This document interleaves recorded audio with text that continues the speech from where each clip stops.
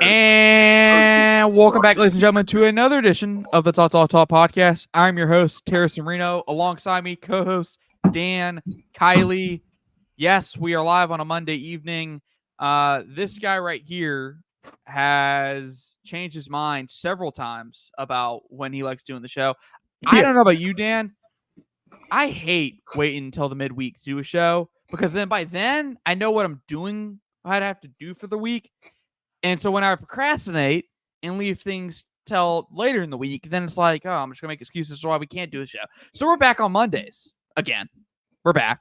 I think it works for hopefully the both of us. If it doesn't work for Dan, you have infinite amount of times to say, hey, let's do a show this day. Because I've already changed it maybe like 3 times since the season started. But anyways, boys and girls, thank you all for being with us here today. We have a loaded edition of the Top podcast. I don't know if I'd say loaded because we are cutting probably our favorite segment, the hot topics, to start the show because there's a lot to talk about George specifically. But Dan, before we get into that, I'm going to start it how we usually started. How are you doing this Monday evening? I am doing well. And listen, we are a fan-friendly show. We love your comments. We love your interaction. And we are trying to get in and get out so that you can watch the Falcons game. We don't want you to miss any of it because Lord knows the Falcons are only on Monday Night Football like once every 10 years. So this is an opportunity for us to watch our beloved team get their ass kicked on national television, and we all want to be there to see it. So we're going to get in, we're going to get out, we're going to give you our opinions on the game, and maybe a little something else. Absolutely. With that being said, let's get into the crapshoot that was Lexington, Kentucky this weekend. Dan, we didn't do a pregame show. Again, my fault.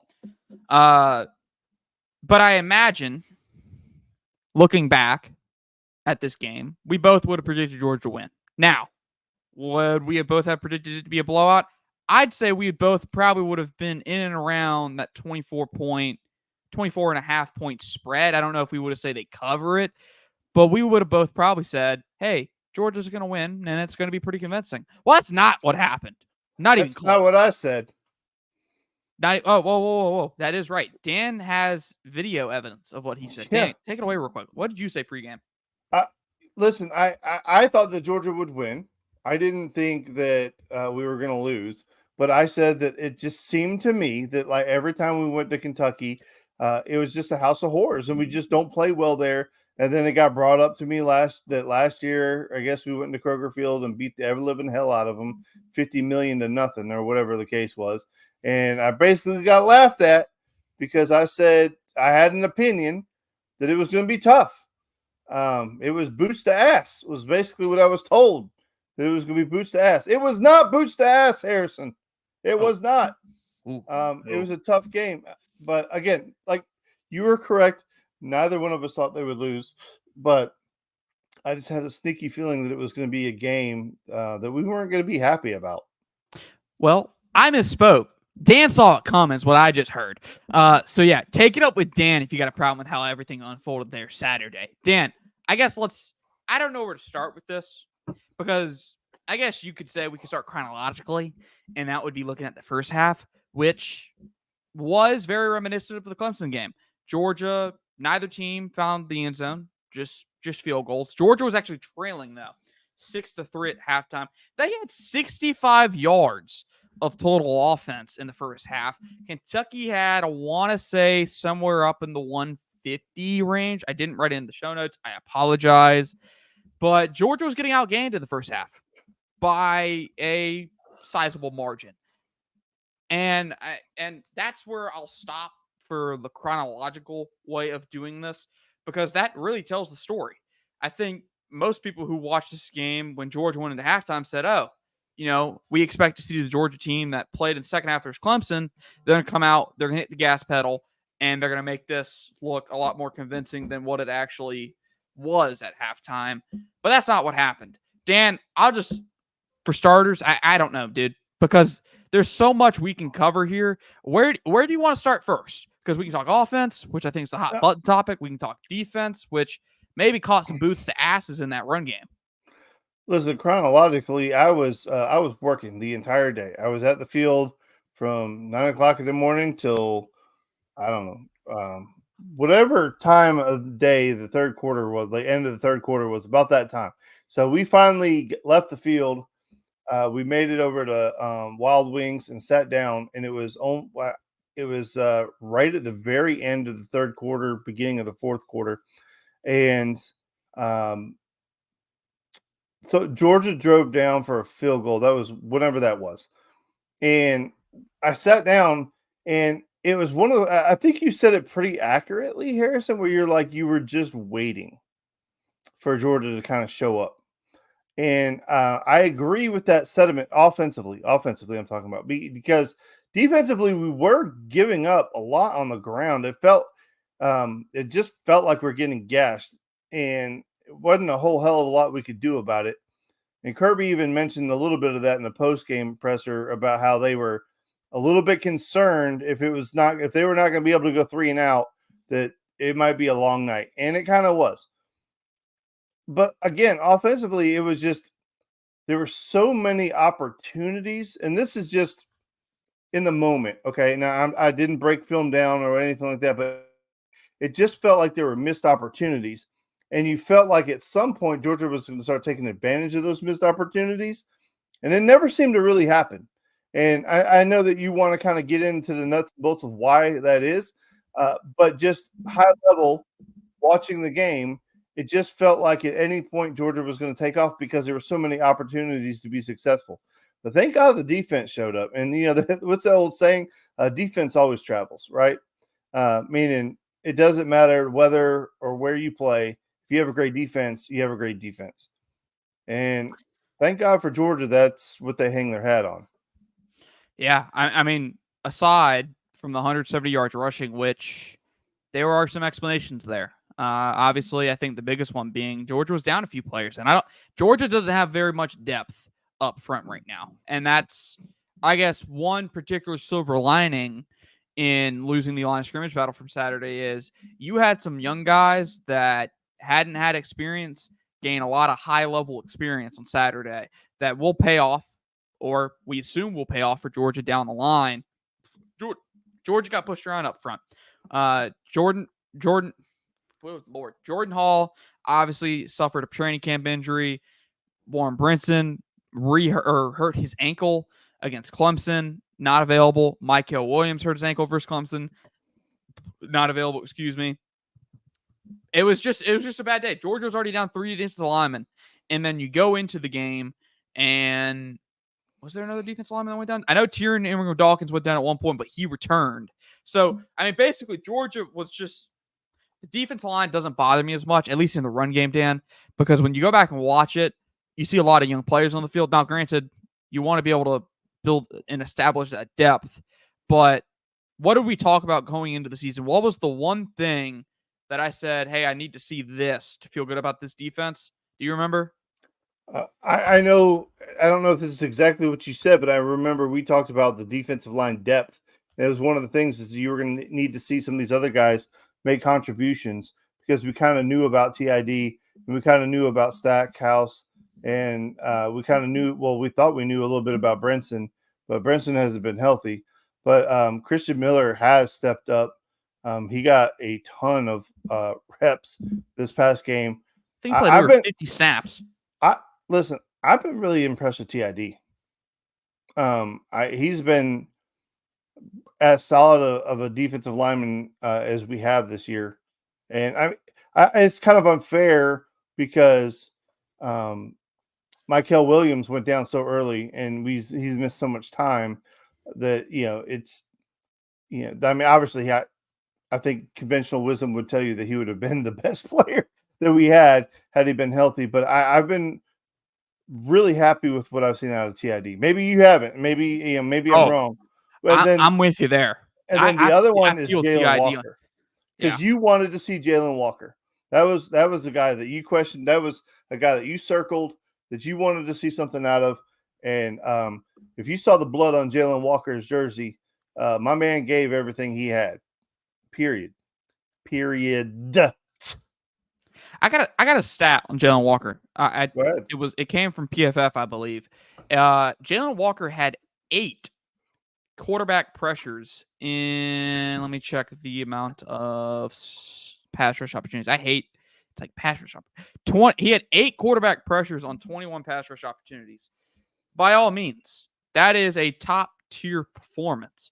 And Dan hit a lot of the points that I was looking for, but the one big one, and you said it without saying it, it was I wanted to see Georgia get another bona fide pass rusher opposite Michael Williams. And you touched on it with Jalen Walker there. That's what Jalen Walker has been for Georgia so far this season. Jalen Walker has had a coming out party of sorts in that he's been probably Georgia's best edge rusher since Michael went down. Actually, not probably. He has been. I've just, you see things from him that you've been waiting on to see out, to see come out on the field. And he's been Georgia's kind of, I guess, jack of all trades on that defense, especially up in that front seven, because he can play inside linebacker. He can play off the edge as your, I guess, modern day outside linebacker, if you want to call it that. But Dan, I guess another person that I wanted to bring up that you did not mention, because I'm with you. Jalen Walker, TID, MVPs of the defense so far. But Gabe Harris, one of those young guys, played, I thought, his best game. And in meaningful snaps on Saturday. We saw him flash. You saw the speed, really specifically when he goes in on stunts, when they're using him on a stunt. I think he got home several times. There are several times where he's like just one of those guys that's right there, and the ball just gets out right to the check down right before he can get him. He had 2 tackles, a sack, which I think caused the fumble. I think he caused the fumble that Georgia recovered on Brock Vandagriff, and he had tackle for loss. I thought Gabe Harris played one of his best, probably his best game as a pass rusher. I have to go back and watch the tape in terms of how he played as a run defender. But I feel really, really good, Dan, even with the amount of rushing yards that they had on Saturday that he'd given up, that Georgia has some dudes up front. When this line gets healthy, I think it's going to be just as good, if not better, than the line they had in 2022, which, if you remember, had Jalen Carter in it. So I won't go and say it's going to be better than 2021 because I don't think you're ever going to beat that. But I think if Georgia continues to see the development from these younger guys that they have so far, to me, that's a national title worthy defensive line right there by all sorts. By all means of it. And then you extend it to the front seven. CJ Allen, Raylan Wilson, both underclassmen inside linebackers. Doesn't even mention Smell Mondon. Those guys can play on a national championship winning defense every day of the week and twice on Saturday. I know that was word salad. A lot of word salad. They bring up a good point here. Julian Humphrey. What was it? I think my favorite play of Julian Humphrey. Dan, I don't know. I think you were there to see it. It was second or third and long. I want to say it was third and long. Kentucky just got a penalty. I think it was a holding. And they ran just this quick drag route. And Julian Humphrey covers, I want to say, about 10 to 12 yards like that and tackles him, make sure he doesn't pick up, anywhere close to the down and distance. But not only that, but anywhere close to where they could justify going for it. That was my favorite Julian Humphrey play. Not to mention, I think he had a good pass breakup down the stretch there for Georgia. Julian Humphrey's another one I think you can definitely single out as I don't want to say star right now, but a standout player on that Georgia defense. Dan, where you want to go next? Do we want to continue on this little defensive tangent? I know they were 9 of 16 on third down, which is over 50%. Not what you want to see, but I think that's just a product of them having a lot of third and shorts.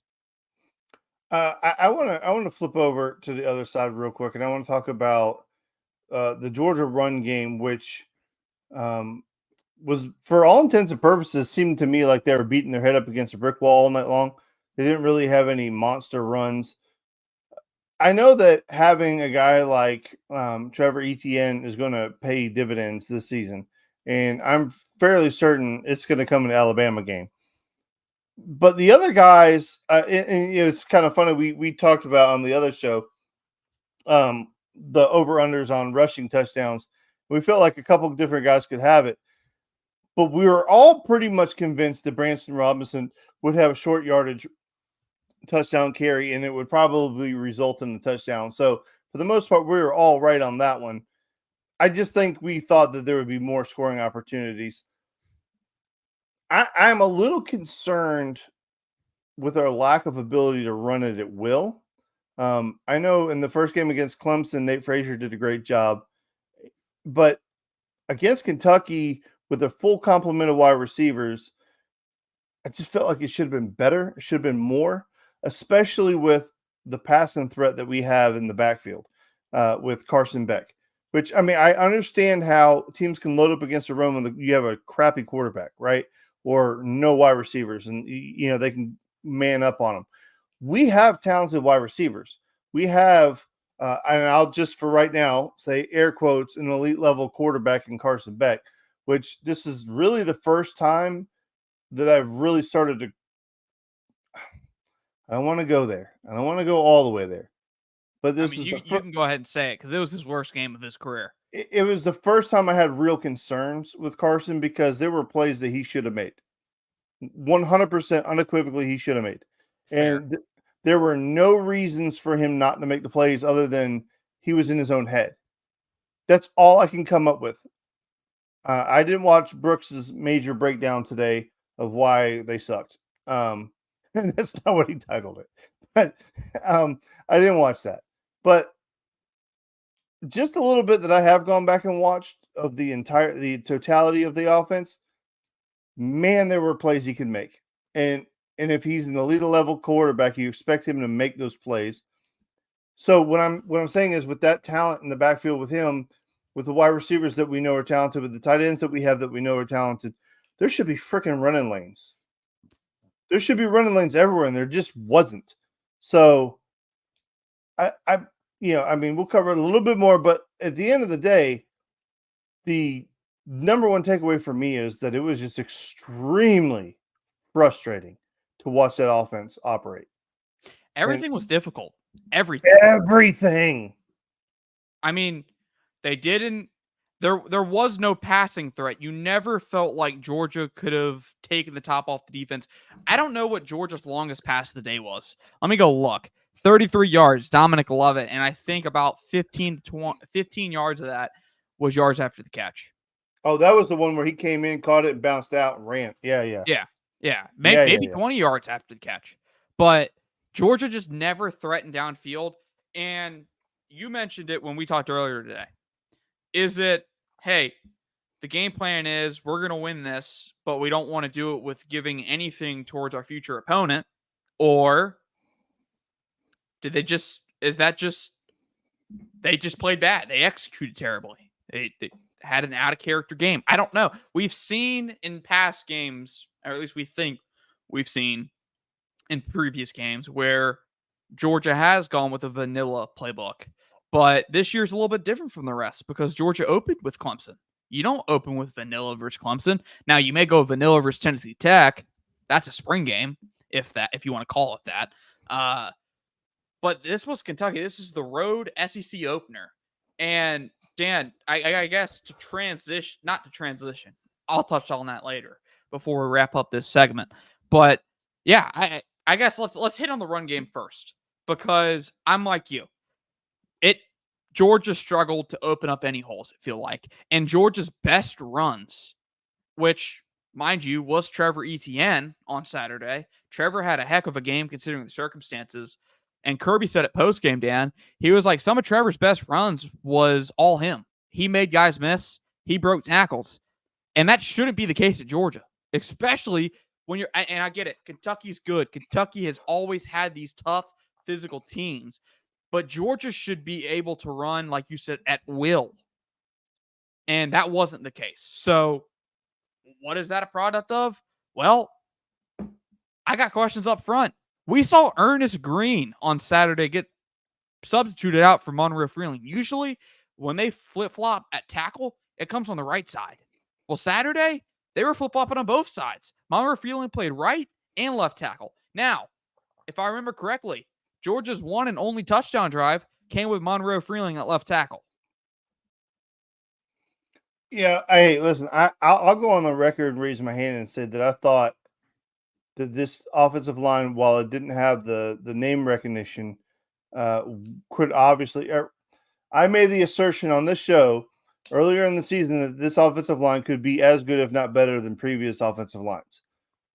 They're making me look pretty stupid at this point because they have not been manhandling people. They have not been pushing people around. They have not been opening up massive gaps. They have not been protecting extremely well. Again, I mean, obviously we're being critical, but it's one game and a lot can change in one game.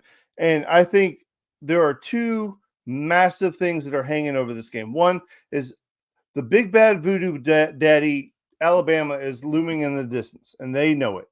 Okay. I think there were a lot of people that were looking forward to that game. And Kirby even kind of mentioned that after the game that, they didn't listen to what they had to say this week. That I think that was almost verbatim what Kirby said was, I think, his takeaway was that people didn't listen to him this week.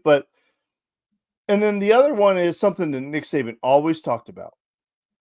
And you and I have talked about this multiple times, and you probably get sick and tired of me talking about it. Nick Saban always talked about at Alabama, one of the absolute hardest things to do is to recruit highly talented players into a winning program because they think that they've already accomplished something. And it's very difficult to get these highly rated players who have been told how good they are all their life that don't have to fight for anything to want to fight for something. So I think there was two massive things at play here where we might have been feeling ourselves just a little bit too much. And then on the flip side of that, a lot of guys looking forward to that Alabama game. The big bad voodoo daddy Alabama is looming in the distance. You got that right. I love just that make line this from shit you. up. I love the line, the big bad voodoo daddy. that's funny. That's funny. I sorry, I had to put that not to distract you, but I thought that was great. I had to write that in the comments so I remember it. Because I think we're gonna clip this and maybe make that the title of the big bad voodoo daddy Alabama swimming in the distance. Continuing on with what you said, because Kirby did come out in the post game interview, and I put it in chat. I asked in chat because I was wondering if y'all took away what I took away was he was saying there was some complacency in that building that, at least from what it sounded like, from my interpretation of what Kirby Smart said, that Georgia was taking some liberties with the fact that Kentucky had just lost 31-6 in their own building to South Carolina. Now, as we've seen since Saturday, since that, South Carolina gave LSU a run. LSU take liberties with South Carolina? I don't know. But, yeah, so maybe this was, and I guess this perfectly ties us into the point I wanted to wrap up this segment with a nice big bow. The point I wanted to really make/ask was, as in the title, Georgia wins, or some people say survives, but at what cost? That's the question. That's the question for me. I don't have an answer. I have a possible answer, but it depends on an outcome in 2 weeks' time, which is the Alabama game. And I'll go ahead and lay that out before I give it to you, Dan, real quick. Here's my thing. There's half of me that says Georgia's done this before. They've survived the landmine game. They got out of there with the win. They found a way to win despite not playing their best games. Then there's the other part of me, Dan, that says this game, not to use this term, but I'm going to use this term because a lot of people have been using it recently, exposes Georgia. Georgia has vulnerabilities. They showed vulnerabilities. This is how you beat Georgia. Is that the case? Last 2 years, last 3 years, this is the landmine. This is Georgia found the landmine, almost got blown up by the landmine, but they dove on top and diffused it. What do you say, Dan? What do I say? I say, while it sucked to sit through, while it sucked to watch, that might have actually been the best thing that could have possibly happened in Georgia. Is they got kicked in the teeth. They found a way to win. Kirby has 2 weeks to absolutely shit on this team during practice. And he will. I promise you, he is not going to be holding hands this week. This isn't one of those. It's okay, baby. You'll be all right. Just go ahead and get up. It's keep your ass on the ground while he's kicking you in the back of the head. Kirby loves the opportunity to pound on this football team. And you know what? The funniest part about that is the guy on SEC, the SEC channel where they do it's Ben Watson, and who's the white guy? Is it Doring? Maybe it is Doring. I think it's Chris Doring. If we're thinking about the same person. Yeah, it's the SEC wrap up, the end of the night show. With Dari Noka and Ben Watson, I believe it's. I think it is Doring. Yeah. I was wondering if you're talking about Dari. No. He was like, Kirby's gonna love this. He's got 2 weeks to now. He has a whole game worth of material to just beat on them for 2 weeks, and he's like, they got a bye week this week, so he can be as brutal to them as he wants to be this week. And I think, again, not to belittle anybody or anything like that. I think this could be a really great thing for Georgia because they're going to have to pull themselves from the bootstraps and get up. But you know what? A wise person once said, the best lessons are lessons you can teach and still get a win. You know what I mean? We didn't have to suffer the loss to get the lesson out of it. Yeah, and to add to what you're saying, and that Georgia could benefit from this, and I definitely think they could. When you look at the recent past, Georgia has benefited and learned from these games. Last year, it was Auburn, it was South Carolina at home. Year before, it was Missouri on the road. Then again, that same year in 2022, went to Lexington, a national championship winning team, won 16-9 in one of the phone booth football games that I've seen where they were just operating within this 5-yard box, and that was it. That was the offense. We were just who could be the most physical team. That night, it was Georgia. The other night, it was Georgia. They won despite not playing their best game. Dan, the other point I wanted to make, and it's I don't want to go into the Alabama preview because we had another show for this, but I thought about it since Saturday. For the first time, it feels like, in the Kirby Smart era, heading into a Bama matchup, Georgia is going to be the team coming off a performance where they have a lot to prove. Last year, it was Bama surviving Auburn in Jordan Hare. Not a great performance. And I know Georgia didn't play well versus Georgia Tech, but Bama was the team that had the most to prove. Georgia had the most to lose. This year, it seems maybe the tables are turned. Maybe Georgia, coming off this Kentucky game that's going to be in their mouth, that bad taste in their mouth for 14 days, gives them the point to prove. Does Bama have a bye week too? Yes. Why do they always get... God damn it. Yeah. Well, hey, Bama gets 14 weeks to chew on a 42-10 victory, while Georgia gets 14 days to chew on whatever the heck you want to call that 13-12 victory. So I guess my point that I wanted to make, it feels like the tables are turned here. In years past, it's been Bama with the team that has the most to prove. This year, it does feel like Georgia maybe has the most to prove. Because right now, as the AP poll says, Georgia's not the best team in the country. Texas is. Now, like you said earlier, maybe the best thing that could have happened, probably the second best thing that could have happened, is they lose that number 1 next to their name. Because we saw what happened the last time they lost that number 1 ranking, and they played that team. Granted, that team came into Georgia's building and walked out with an L. Not a 1. They walked out with an L. But, that makes that matchup versus Texas all the more, I guess, important. But first, Georgia has to get by Alabama, which, as Dan says, has been the big bad voodoo daddy that has hung over this program like a damn thunderstorm for the last, let's say, decade and a half. So we play, 3 top 10 teams? Alabama is a top 10 team. Tennessee is a top 10 team. Texas is a top 10 team. Ole Miss. And Ole Miss. Yeah, we play 4 top 10 teams in the next 6 weeks. Yeah, and I think, there's Damn it, boy. Teams. If you're scared, get a dog, Dan. If you're scared, get a dog. Yeah. Well, That's another Dan analogy that he came up here with. Hold up. I'm gonna look at this, Dan. It's oh, kind of Robert crazy. used it against me the other day, by the way. Oh, he did. He did. Oh, okay. I see Robert's been tuning in. We appreciate you, Robert, and the DGB podcast. Great folks over there. Texas, Georgia, Alabama, Ole Miss, Tennessee, and Missouri. So there's 6 SEC teams in the top 10. That's But crazy. we don't play Missouri this year. Yeah. Well, I don't know. Thankfully, that would be another good game this year. But I'm sure Georgia is happy with whoever they play instead. Dan, you got a rant this week. It's a very topical one. Now, he drew up half of it last week. Then your boy said, I can't do it today. Yeah. So we're here now. So, Dan, take it away. All right. So if this doesn't come off as good as it was in my head, I blame Harrison because I had this thing ready to roll last week.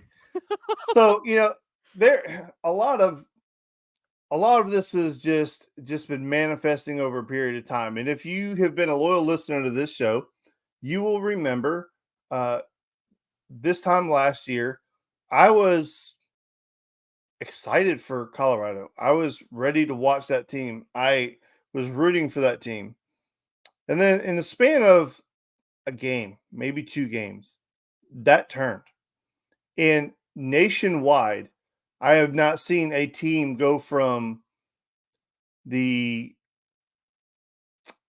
lovable underdog to, yes, Colorado was my guilty pleasure. They went from the nation's guilty pleasure to hated. And I don't think that's too strong of a word. I think they are hated, vilified. It's, and the way I wanted to kind of segment this is when I was in high school, I was extremely fortunate to play for a Hall of Fame football coach, Kevin Maloof. And he had a fantastic football staff, great coaches who were all about life lessons. And maybe I'm different than most people, but there are many of these sayings, these little vignettes that he would drop that have stuck in my head. And I can hear them clear as day from the day that he said them. Things like football's not for everybody. If it were, there would be 1,000 people out here. Or one of my favorites, fatigue makes cowards of us all. And it was little things like that.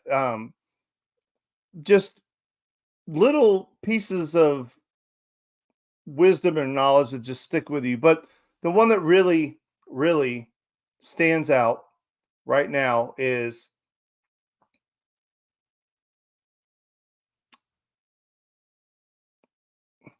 oh my gosh, my brain just went blank. The one that sticks out right now is that adversity reveals character, right? Because when things are going well, everybody can be great. Everybody can be a leader. Everybody can be positive. Everybody can be whatever they want to be when things are going great. But when things are not going great, adversity reveals character. You either have it or you don't. It's like another one of those sayings is that, integrity is doing the right thing when nobody's looking. It's kind of the same, along the same lines. And it got me to thinking, and you're probably not sure how I'm going to connect that, but what that got me to thinking is everybody was a fan of Deion Sanders. But Deion Sanders in his entire life, and it really got me to thinking, Deion Sanders' entire life has always been a winner, has always been successful. We've never seen Deion have to struggle, ever. He's never struggled. So he goes to Jacksonville State and absolutely just does a great job, right? Or was it Jacksonville State or Jackson State? It's Jacksonville State, right? Jackson State. Jackson State. I'm sorry. So he goes there and he's an instant winner. And they're like, Coach Prime is the greatest ever. And he's like, I'm going to take my road show to Colorado, and we're going to do the same thing there. Now, I think conventional wisdom would tell you that it wasn't going to be immediate success. The problem was they did have immediate success. And he was the typical Deion, the gloating, the showboating, right? The minute things went south, he turned. And that's where the character or lack thereof was exposed. Of the way that he treats people, the way he treats media, the way he's treating his team. He's created a division where it's Shiloh, Shador, and Travis, and to fuck everybody else. And that's kind of what he's doing. And it has been that way. And it's permeated through the locker room, it's permeated through the talent. And Shador is doing the same thing. He is crapping on his teammates left and right. I mean, it's where I completely lost all respect for that young man is going to the locker room with 3 or 4 minutes left to go in the game because things were going his way. He was not hurt. He was not injured. He did not go in there they didn't pull him off the field to go get something looked at. It's not what happened. He left the field because he just thrown a little pity party. He doesn't have to stay out there. That's some Jeff George bullshit. It just is. And you know what? If you're talking about you want this kid to be the leader of your team, no way. I mean, he might be the most talented. Sure. I mean, I could see that argument. But he's not a leader. He is not a leader. And where does he get that from? His father, the head coach, the person who's supposed to be a leader. Adversity reveals character. And the lack thereof of that character is appalling, to be completely honest, to me. Because again, I'll go back to my high school coach. That's one of the things that I learned from him is about, he would always tell us the most important thing for him was how we were going to turn out in life. He's like, because every one of you will play a last football game. He said, whether that be tomorrow or whether that be 20 years from now, what's more important to him is the type of father and the type of man in the community you're going to be. And that was how he measured success. Now, I'll tell you, he's one of the winningest coaches in Georgia high school football history. His father was the winningest coach at one point or whatever. But that Malou family stands for something. And I was extremely fortunate to have played for that family in football. And I think that is something that people take for granted. And then when you see the situation that's happening in Colorado, it sticks out like a sore thumb because Deion had the opportunity to be a great leader. And thus far, he has not been. And it would not shock me one bit the minute his son and Travis walk out that door, he's gone too. And that's pretty sad. That's it. Bravo, brother. Hey, I like the adversity reveals character because I think it definitely really relates to Georgia's game Saturday. And I think that's a point Kirby Smart made post-game of he learned a lot about his football team in those moments, in those quarters where they were trailing and not playing well. He said he learned a lot more about his football team than he had in the 2 games before. So I really like that quote. Really, really good rant over there, Dan. I know you wanted to. I know you wanted. It would have been better last week. I'm telling you, because it was fresher. And he was going to incorporate some Matt Rule comparisons, and it was going to be. Really oh good. Yes, thank you for my. Let me get that in. All right, we got 6 minutes before your game. 1 minute. So I got you. Deion gets all the hype about being his program builder or whatever. Matt Rule is now on his 3rd school where the first year was a losing year, second year was a winning year, third year was a bowl game with an incredible turnaround. I believe like 10-2, that type of turnaround, massive bowl game, Sugar Bowl, whatever the case may be. Remember, he was at Baylor. He led Georgia to that Sugar Bowl game. Baylor was a tough out that year. Matt Rule is the coach that builds programs, not Deion Sanders. And like when we were watching that Nebraska game, because this was going to be topical because it was right after the Nebraska game, I tweeted out, I said, if you are watching this game and you think Deion is the one that was building programs up, then I feel sorry for you because it's Matt Rule. Matt Rule deserves the credit because he has done a fantastic job. Sorry. Yeah. Thank you for bringing that up. You're good. I wanted you to work that in because I thought it was a really good point by you, and I wanted you to get that in. But I also don't want to. We got to go. I don't want you to be late. All right, last segment of the show. I'm going to title this WTF because what's going on in Florida? Miami, the U is back. Maybe, potentially, likely. But Florida State, man, have they never been down bad, this bad. I mean, we're 3 games into a season, and both coaches are on a hot seat. I'll put Mike Norvell on that hot seat because I just feel there was this divine intervention of sorts in his post-game press conference after the loss to Memphis. Dan, I don't know if you saw it, but when he was wrapping up his press conference Saturday, the fire alarm went off. The fire alarm went off at the end of Mike Norvell's press conference. Yeah, there's a dumpster fire outside. Yeah. I thought that was, I won't say telling, but man, the irony of that. Florida State hasn't been 0-3. Well, actually, that's cap. Florida State's been 0-3 twice now under Mike Norvell. I believe the last time was 2021, which I know he's ended up turning it around. But Mike Norvell is becoming a case study of why you can't rely and continually build your team through the portal. Dan, I'm going to let you take Florida because as the segment's titled, WTF, I don't know what is going on over there. That's just I don't even want to call it a dumpster fire because that's worse. Something a lot worse. Listen, I will raise my hand because I thought Billy Napier was going to be a good football coach. I did. I really did. I thought he was. But I thought the perfect fit for him was Auburn because he's from the LaGrange area. And they are Callaway. His father was a legendary high school football coach in the whole area. So that area over by Auburn is where he's from. It's where he grew up. He has all of his connections. I thought it would have been a home run. However, going to Florida should be easy. I mean, it's like Jonathan, Jeremiah, and you, and we have this group chat, and I said, if I'm Lane, I don't know if I want to go to Florida, and you basically all like took me to the side and whooped me with a sugar cane, and you're like, you're an idiot. Florida is a much better job than Ole Miss. The recruiting's gonna be so much easier. Okay, well, if that's the case, then why the hell could Billy Napier not get it done? He's not a bad football coach.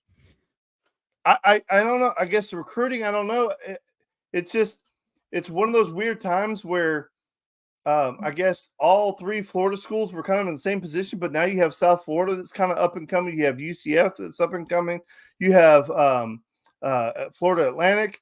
You have a lot more teams in contention that are spending money on the recruiting trail. Plus, you have Georgia and Alabama going down to the state of Florida and pulling out the guys that they want. It's not as easy as it used to be, and their expectations have not changed. So I don't know why it's not working for Billy. Maybe he's just a shitty recruiter. I'm not 100% sure. But I didn't see this coming. I didn't see it coming, and this is as bad as it gets. For Florida, for Florida State, like, dude, Florida State's like this. Like, they were great under Bobby Bowden. Outside of that, they've never been any. I mean, okay, I know that was a long stretch of time. Please don't bring up Jimbo. No, I'm just saying, like, they're up and down. So I'm just messing with you. Florida's not supposed to be up and down. Florida's supposed to be good every year. They just are. And I know we hate Florida, but Florida's supposed to be good. So WTF, I have no idea. All right, before we wrap it up, there's been this theory. And I know Florida fans are openly begging for Lane Kiffin to come to Florida. But Dan, I think you might have put this in chat the other week. I think, at least from what I've seen Florida fans discuss, if Billy Napier's out, that AD, Scott Strickland's also. Is it Scott Strickland? It might not be Scott Strickland. Well, it's Strickland. It's Strickland. Hold up. Let me look it up. I don't want to butcher his name. I think I might have just called him the old Georgia baseball coach. The baseball coach, yes. Yeah, oh, it is Scott Strickland. Okay, yep. Mike Strickland was the baseball coach. What was it say? I think Mike Strickland was the baseball coach. I think you're right on that one. Dan, if what I've seen is true, and not only is Billy Napier out, but Scott Strickland's out, Does Urban Meyer get a phone call? No. You don't think there's any? Do they not sell Hell themselves? no. Dude, he I've already cussed way too much on the show tonight. He effed them over so bad. Dude, there are people down there that would take a shot at him. 100%. And the nonsense he pulled with the Swamp Boys, he had murderers on that team. Man, there's no way in hell. No way. No way. I'd love to see the show in an alternate universe that he gets a call or gets the job. I'd love to see an alternate universe where he gets the job just to do this show, just to see the reactions.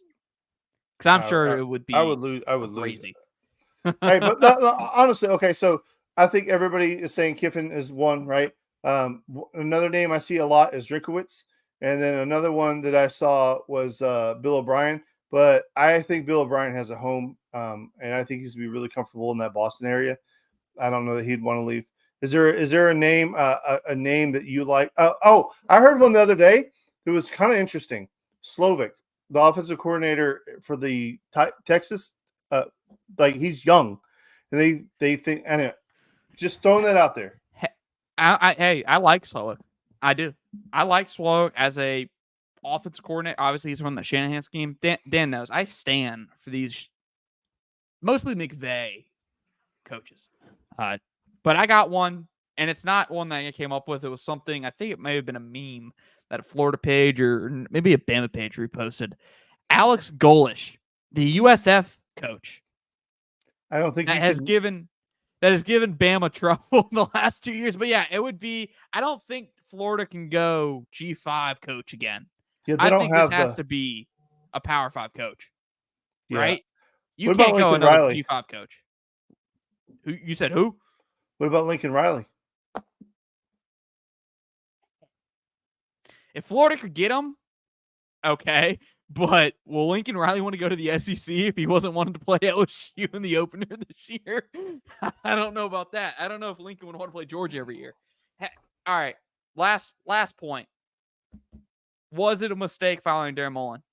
Last point, we're wrapping up. Dan, you have the final word. Was it a mistake to fire Dan Mullen? No. They just hired the wrong guy. I'm with you. Both can be true. Yeah, I'm with you. I mean, was firing Mark Richt the right thing to do? I mean, it hurt a lot of our feelings. That was a bold decision. Right. And there was a chance that we got it wrong. But to their point, at the time it happened, Georgia needed to take the next step, and we weren't going to take the next step.